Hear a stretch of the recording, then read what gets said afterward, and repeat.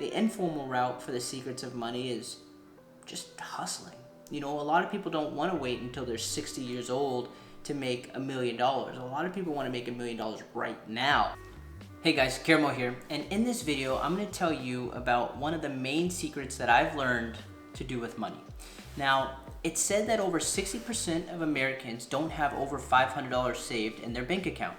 So that means that if you have over $500 saved, then you're better off than over half of the American population. You see, I've currently been reading two books, one called The Lords of Easy Money and the other is called A Random Walk Down Wall Street.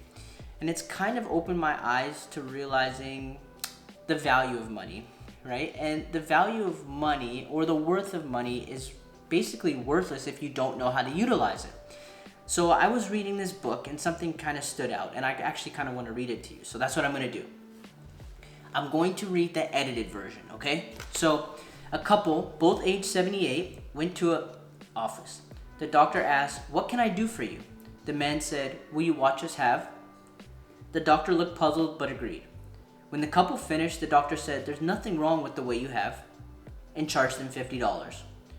The couple asked for another appointment and returned once a week for several weeks. They would have it, pay the doctor, then leave. Finally, the doctor asked, "Just exactly what are you trying to find out?" The old man said, "We're not trying to find out anything. I'm married, we can't go to her house. She's married, we can't go to her house.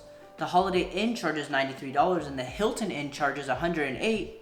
We do it here for $50 and I get $43 back from Medicare."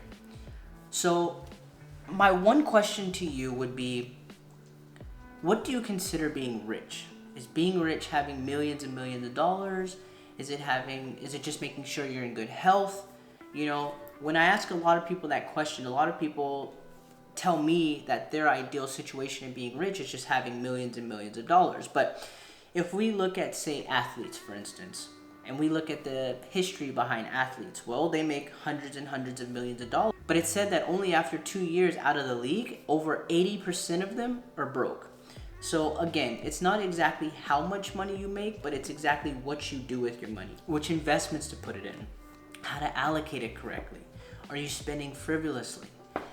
All those things should be taken into account when you're managing your money. It's kind of like you have $1,000 on your credit card, but you see a jacket for $500. A lot of people will go ahead and buy that $500 jacket before they put their minimum payment on their credit card. And that's just backwards. But it's not until someone actually tells them, "Hey, do this," that they actually go ahead and do that. So I would say the main secret in really understanding money that they don't tell you is just knowing what to do with it.